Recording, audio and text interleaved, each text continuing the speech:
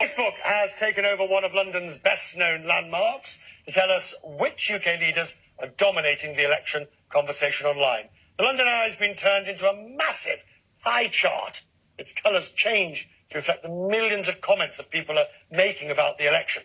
Joining me now is Elizabeth Linder, political and government specialist for Europe for EMEA. Elizabeth, good to talk to you. Thank you for joining us. So what's the number one subject besides my big red bus? Wow. Well, I'm sure excited to see that on the streets of London tomorrow. The biggest topic of conversation right now is the economy, and that has shifted just in the last few days. For the longest time, amongst the 52 million interactions we've seen leading up to the election, health was dominating the conversation. Just a few days ago, that shifted over. It's now the economy.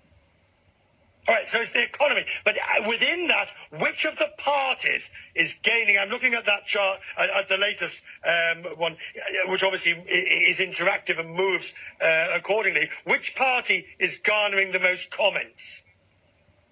Well, UKIP has certainly taken the cake there. We've seen a huge volume of commentary around UKIP, people right across the country discussing this. After that, the Conservatives, as you can see from all of these colors changing, and we've been watching that over time. And I think it's important to remember that Facebook at this point, with 35 million people using Facebook in the UK, is reflective of the conversation that's happening in the real world. This is an exact mirror. It's the first conversational election the UK has seen. Right, but and one of the things I always find fascinating about these new things is I'm left asking myself, what's it telling me? How does it help me to understand what's going to happen next?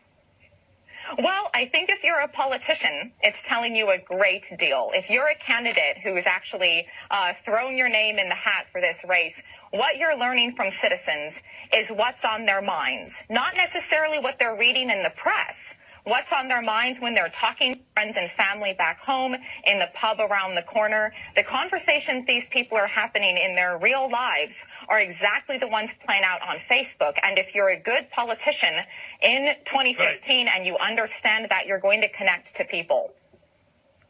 Fascinating this for Facebook, I have to be honest, Elizabeth, because most companies do not want to touch political hot potatoes with a 10-foot pole with the wind in the opposite direction.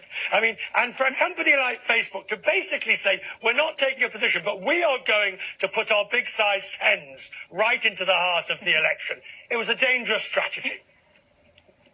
Well, you know, I've been doing this for a long time. I've trained about 42 different parliaments across all kinds of countries in the Europe, Middle East, and Africa region. But this particular election in the UK is one of the most exciting I've seen.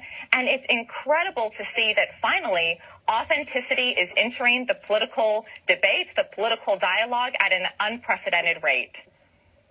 Elizabeth, you're more enthusiastic about this election than I am. Thank you very much for joining us. We'll hopefully talk to you in the next few days as the results.